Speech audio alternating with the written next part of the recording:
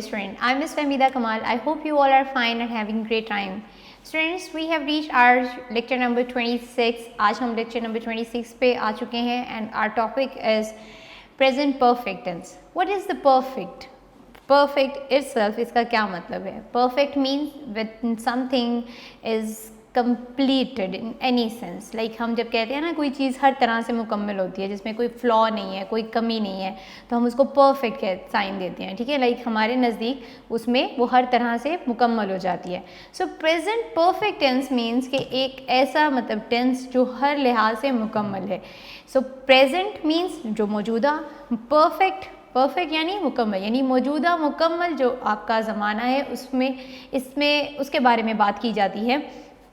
Present perfect tense की definition I have write down here. Present perfect tense shows that the completion of a task in present time.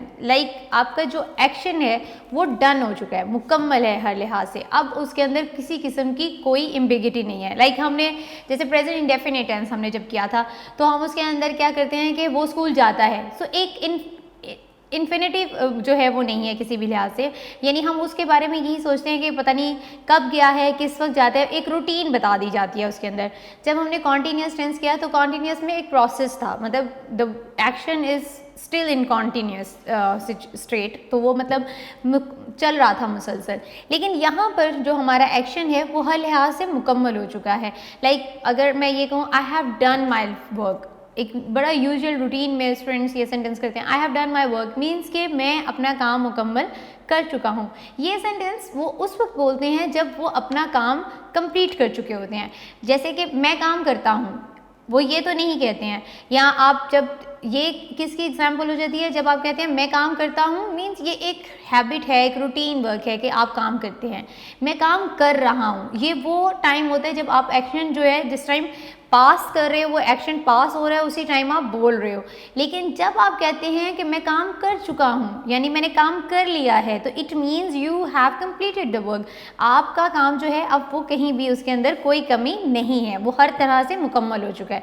So present perfect tense एक ऐसा tense, एक ऐसे action को show करता है when the task और the action has been completed. जो काम है वो उस प्रेजेंट टाइम, मतलब क्योंकि ये हम प्रेजेंट की बात कर रहे हैं, मौजूदा ज़माने की बात कर रहे हैं, तो यहाँ पर काम जो है मुकम्मल हो चुका है.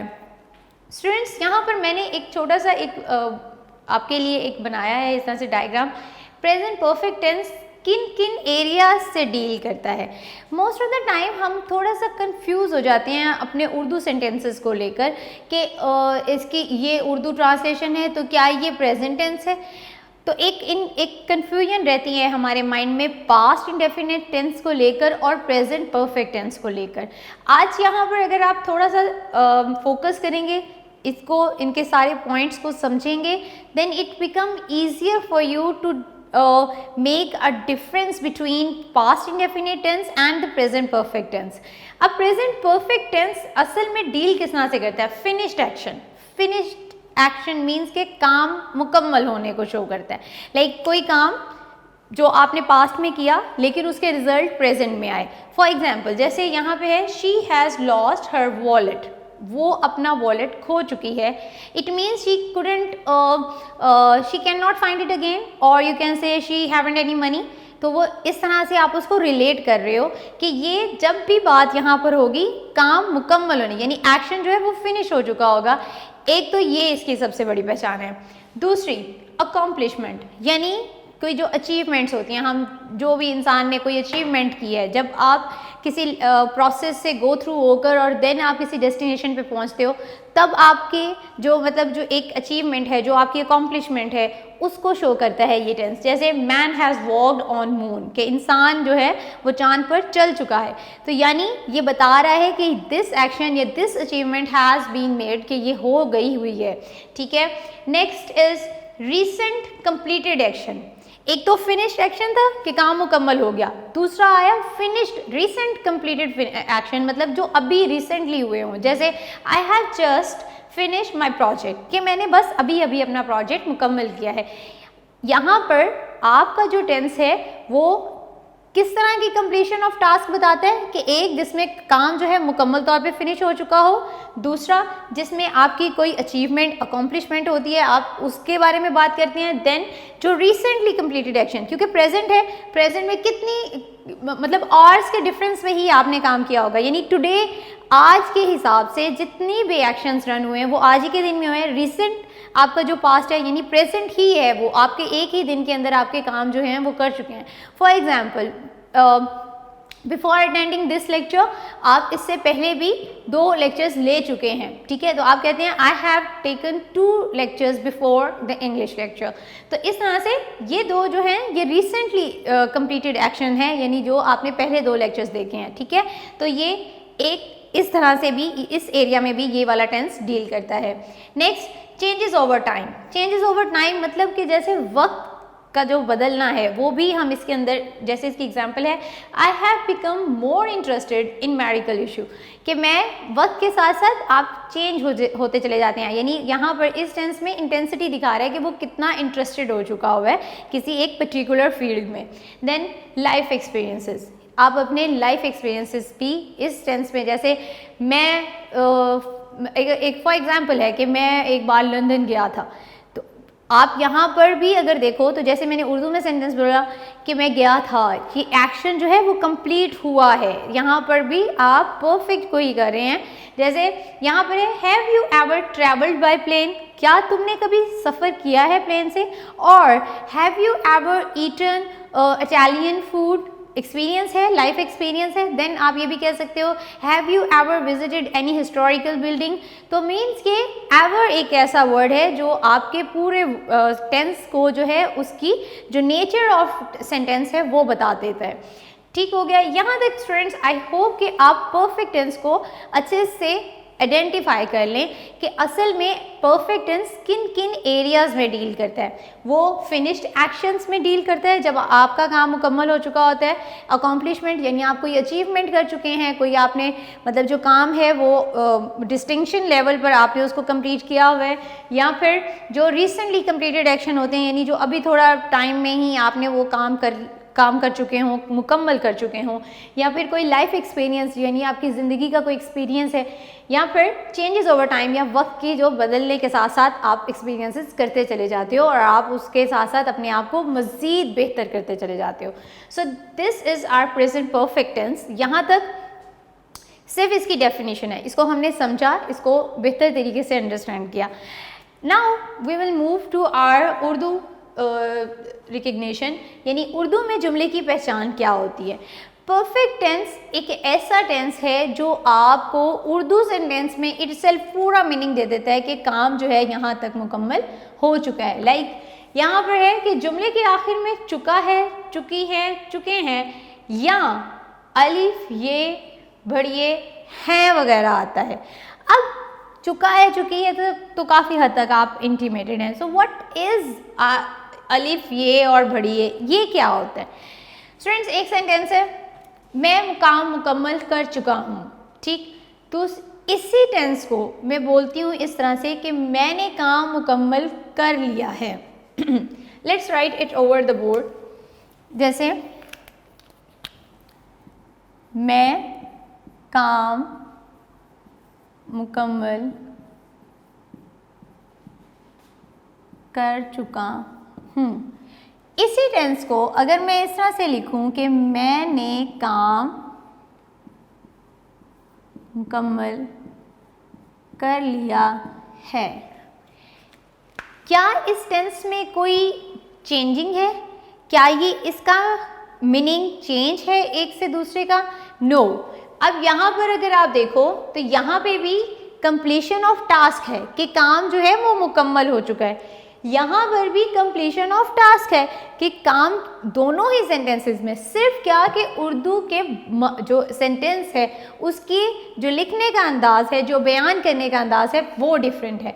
अदरवाइज़ ये कोई दूसरा टेंस नहीं होता। यानी आपके माइंड में ये बात नहीं रहनी चाहिए कि परफेक्ट टेंस है तो डेफिनेटली उर्दू के जुमले के आखिर पे चुका है, चुकी है, चुके हैं वगैरह आएगा।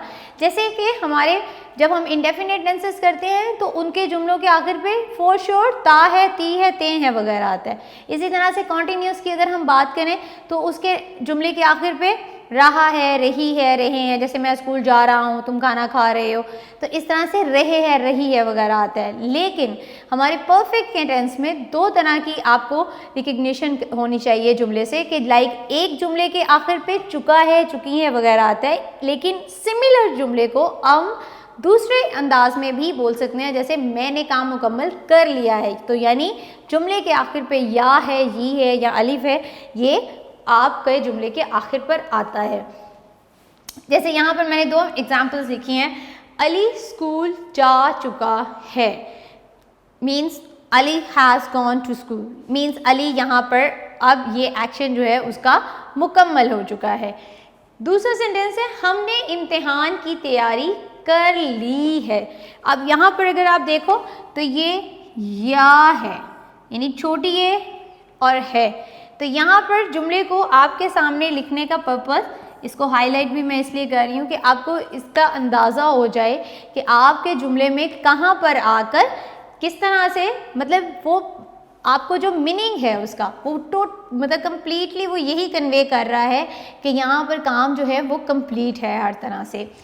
अली स्कूल जा चुका है, हमने इम्तिहान की तैयारी कर ली है। चलिए हम जैसे अली स्कूल जा चुका है, इसको हम इस तरह से बोलते हैं अली स्कूल चला गया है। ठीक, तो क्या इसका कोई मतलब बदला है? तो इसका कोई मतलब नहीं बदला, ये सेम ही रहेगा। अली स्कूल चला गया है। एक चीज़ यहाँ पर अपने माइंड में रखें स्टूडेंट्स के जो है या है, ये दोनों प्रेजेंट की निशानी है, मौजूदा ज़माने की। ठीक है, ये प्रेजेंट होने की निशानी है। अगर इसी की जगह पे था या थे या थी आ जाएगा तो वो पास्ट बन जाएगा, और अगर वो गा या गी या गे वगैरह आ जाएगा तो वो फ्यूचर बन जाएगा। यानी हमारे उर्दू के जो जुमले हैं वो इटसेल्फ हमें पूरा टेंस क्लियर करते चले जाते हैं कि हम कौन सा टेंस कर रहे हैं। यानी एक तो आपने पहचान रखी कि जो उसका सेकेंड लास्ट वर्ड है वो चुका है या है, तो फिर वो हमारा परफेक्ट टेंस है। और अगर आखिर का वर्ड है या है इस्तेमाल हुआ है तो वो हमारा प्रेजेंट परफेक्ट टेंस है। आई होप कि यहाँ तक आपको इस चीज़ का बहुत अच्छे से आइडिया हो गया। Now we are moving to the formation. Formation की तरफ अब हम चलते हैं। फॉर्मेशन में हम दो चीज़ें करते हैं। पहला है यूज़ ऑफ वर्ब। जी, फॉर्मेशन में यूज़ ऑफ वर्ब, सबसे पहले दो तरह फॉर्मेशन में हम दो चीज़ों के बारे में बात करते हैं। एक तो हमारा मेन वर्ब जो हम अब इस टेंस में बोले मतलब हम यूज़ करते हैं। सेकेंडली हमारा हेल्पिंग वर्ब। स्टूडेंट्स, आपको मैं यहाँ पर एक चीज़ बार बार हर टेंस में बताती हूँ, यहाँ पर भी मैं आपको बताती हूँ कि आपका जो परफेक्ट टेंस है, like present perfect tense, past perfect tense, future perfect tense, इन तीनों टेंसेस में हमारे जो मेन वर्ब है वो सेम ही रहेगा, लेकिन हमारा हेल्पिंग वर्ब चेंज होने की वजह से उस हर पर्टिकुलर जो डायमेंशन है उसका मेन टेंस चेंज होता चला जाएगा। जैसे अब यहाँ पर हम यूज़ ऑफ वर्ब की बात करते हैं तो प्रेजेंट परफेक्ट टेंस में थर्ड फॉर्म ऑफ वर्ब इस्तेमाल होती है। थर्ड फॉर्म ऑफ वर्ब जैसे फॉर एग्जाम्पल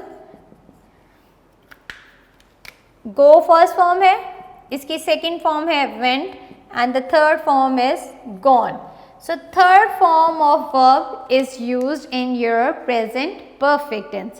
अच्छा जी स्टूडेंट्स, आपको यहाँ पर चलिए एक छोटा सा रिकॉल टेस्ट भी कर लेते हैं। मैंने आपको फॉर्म ऑफ वर्ब्स के नाम बताए थे कि जैसे हमारी फर्स्ट फॉर्म ऑफ वर्ब को कहते हैं हम present form of verb, second को हम बोलते हैं पास्ट फॉर्म ऑफ वर्ब, और थर्ड फॉर्म ऑफ वर्ब को हम बोलते हैं past participle form of verb.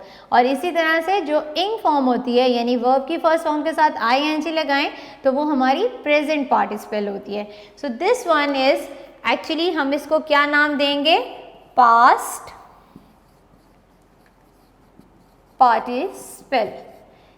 यानी हमारी थर्ड फॉर्म ऑफ वर्ब का नाम क्या होता है, पास्ट पार्टिसिपल। पास्ट पार्टिसिपल इस टेंस में यूज की जाती है।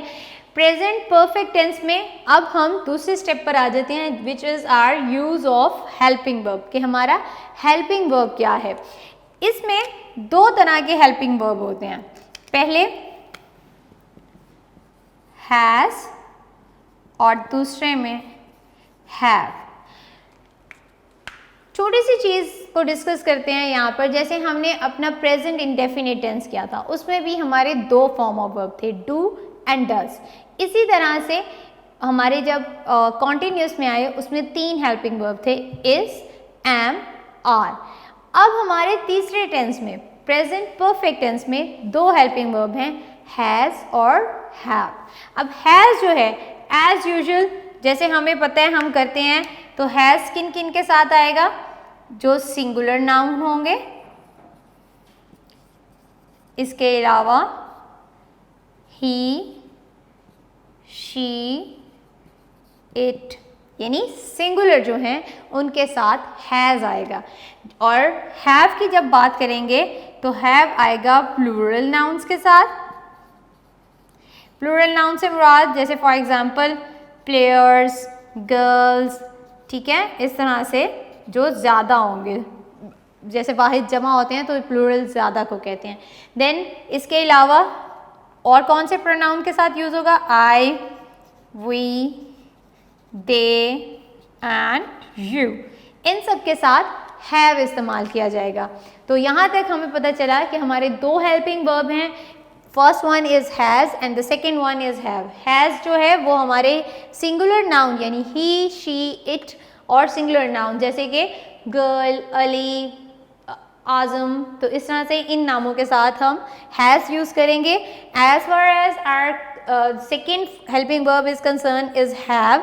हैव जो है वो प्लूरल नाउन्स के साथ और इसके साथ साथ I, we, they and you, इन तमाम प्रोनाउंस के साथ हैव इस्तेमाल होगा।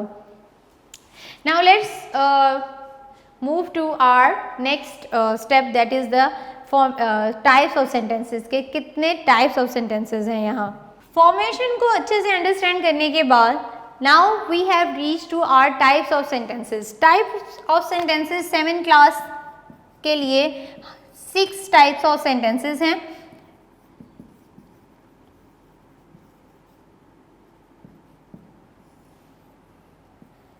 Our first one is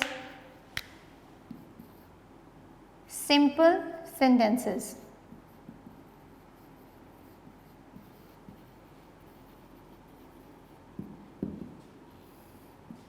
With the help of formation, now we will construct our own syntax. हमारा syntax जो है हम उसको construct करेंगे।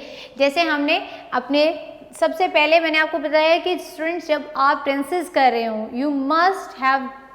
you can easily identify your subject. सबसे पहले जो हमने आइडेंटिफाई करना होता है वो हमारा सब्जेक्ट होता है। और अभी तक हमने जितने दो अपने प्रीवियस टेंसेस किए हैं उनसे हम बहुत अच्छी तरह हमें ये समझ आ गई हुई है कि हमने सबसे पहले किस वर्ड को आइडेंटिफाई करना है, अपने सब्जेक्ट को आइडेंटिफाई करना है। फॉर एग्जाम्पल मैं स्कूल जा चुका हूँ, तो यहाँ पर इस सेंटेंस में मैंने पहले अपना सब्जेक्ट फाइंड करना है, दैट इज़ मैं, और उसके बाद फिर हम फर्दर अपने सेंटेंस की तरफ चलते हैं। क्योंकि अगर आपको जब पहली बात ये, जब आपको सब्जेक्ट आइडेंटिफाई हो जाएगा देन आप उसके अकॉर्डिंगली उसका हेल्पिंग वर्ब भी लगा देते हो, टेंस की डिमांड के अकॉर्डिंग उसकी मेन वर्ब यूज़ करते हो, एंड देन उसके बाद जो बाकी का सेंटेंस है वो कंप्लीट करते हैं।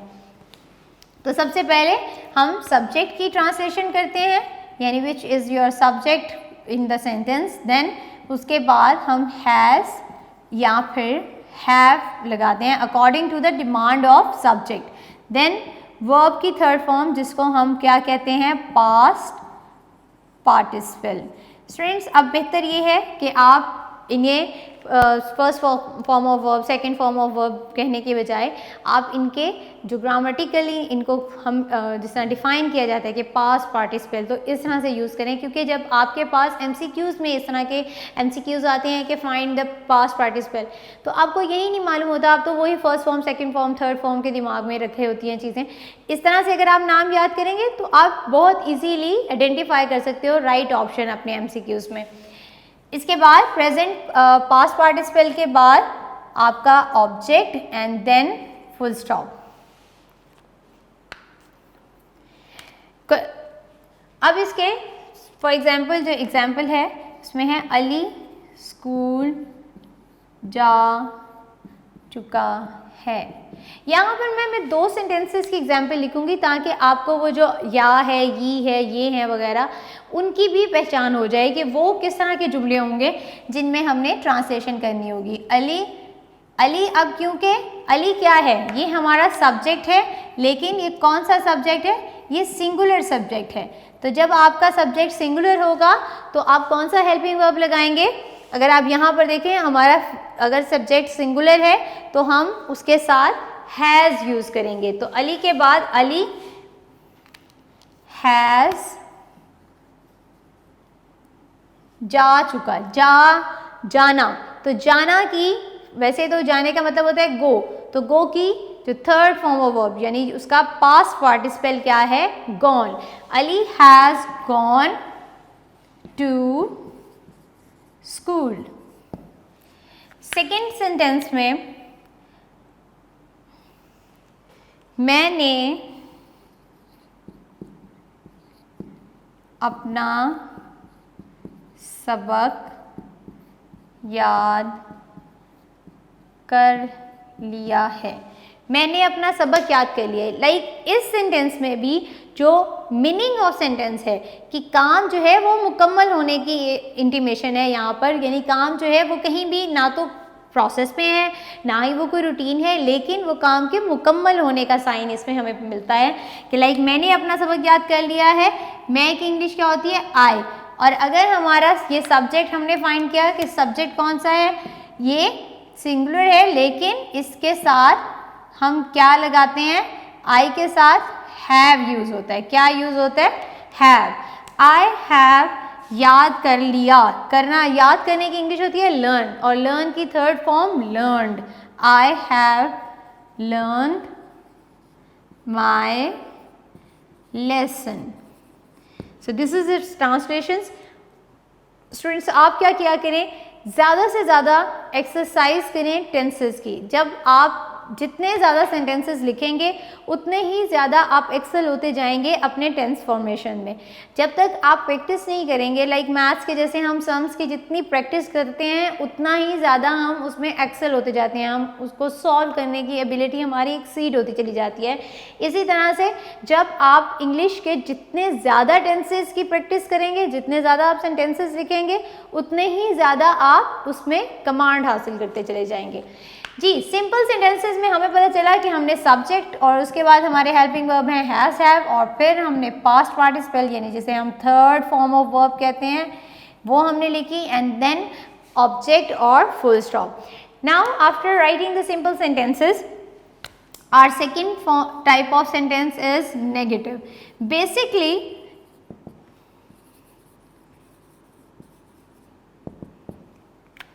इसे मैं ज़रा हाईलाइट कर देती हूँ। Basically 3 types of sentences are there, मतलब किसी भी टेंस के बेसिकली 3 टाइप्स ऑफ सेंटेंसेज हैं। अफर्मेटिव यानी जिन्हें हम सिंपल सेंटेंसेस कहते हैं, नेगेटिव जो मनफी जुमले होते हैं, एंड द इंटरोगेटिव जिन्हें हम सवालिया जुमले कहते हैं। देन जो नेक्स्ट 3 टाइप्स ऑफ सेंटेंसेस हैं वो इन्हीं से हम प्रोग्रेसिव, मतलब वो इससे आगे आगे जाती रहती हैं, इससे आगे हम उसको बनाते चले जाते हैं। तो इंटरोगेटिव सिंपल सेंटेंसेस के बाद नेगेटिव, और नेगेटिव के बाद इंटरोगेटिव सेंटेंसेस आते हैं। अब नेगेटिव सेंटेंसेस में क्या होगा, फॉर्मेशन को अगर आप अच्छे से अंडरस्टैंड कर लें कि मेरा मेन वर्ब कौन सा है, मेरा हेल्पिंग वर्ब कौन सा है, सब्जेक्ट की डिमांड के अकॉर्डिंग मैंने मेन वर्ब हेल्पिंग वर्ब लगाना है। मेन वर्ब तो पूरे तमाम के तमाम जितने भी सब्जेक्ट होंगे उन सब के साथ मेन वर्ब जो है वो आपका पास्ट पार्टिसिपल ही लगेगा। तो अब नेगेटिव सेंटेंसेस में जैसे कि नेगेटिव है तो इट मीन्स नो, नहीं, तो यहाँ पर नॉट का इस्तेमाल हम करते हैं। लाइक इसके सिंटेक्स को लिखें हम, सब्जेक्ट प्लस हैज़ और हैव प्लस नॉट, यानी ये जो नॉट है इसकी वजह से हमारा सेंटेंस नेगेटिव बनेगा। Has have plus not plus past participle, past participle कहते हैं हम वर्ब की थर्ड फॉर्म को, then object and then full stop. Past participle के लिए मैं यहाँ पे थर्ड फॉर्म ऑफ वर्ब सिर्फ स्टूडेंट्स आपकी कन्वीनियंस के लिए लिख रही हूँ, but you try to call it past participle, third form. जी, तो नेगेटिव सेंटेंस की एक एग्जाम्पल जैसे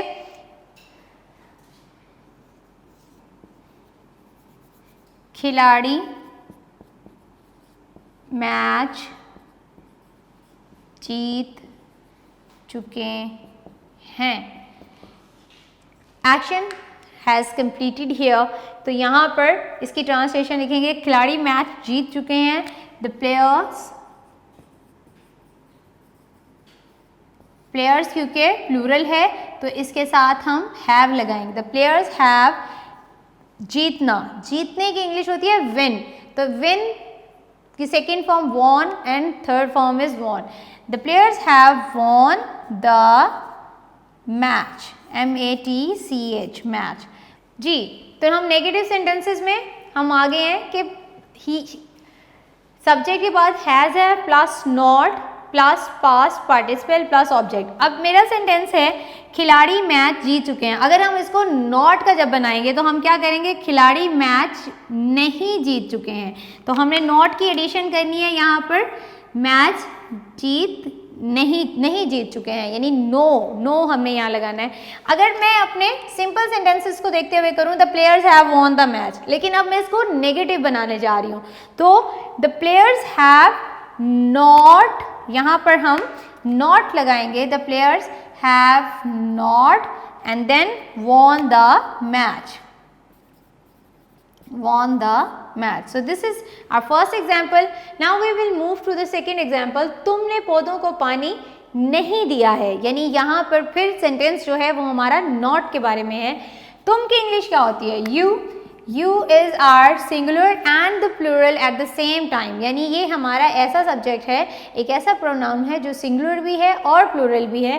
तो इसके बाद पानी नहीं दिया है, अब यू की डिमांड के अकॉर्डिंग हमारा जो हेल्पिंग वर्ब है वो है हैव, यू हैव नॉट, पौधों को पानी देना वाटर द प्लांट्स होता है, लेकिन यहाँ पर इसकी जो पास्ट पार्टिसिपल इसकी जो फॉर्म है उसमें हम इसे कहेंगे the you have not watered the plants.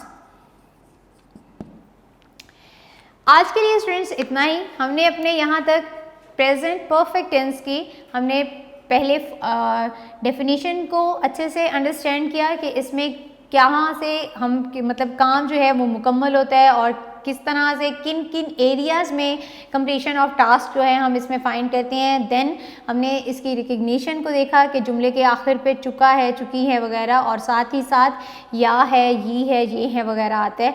और देन हम उसकी फॉर्मेशन की तरफ बढ़े और हमने वहाँ पर उसके 2 डायमेंशन को हमने डिस्कस किया, that use of main verb and then use of helping verb.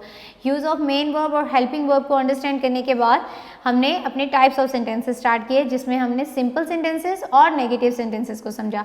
इंशाल्लाह in our next lecture we will discuss the further types of sentences. अपना बहुत ख्याल रखिएगा। अल्लाह हाफिज़।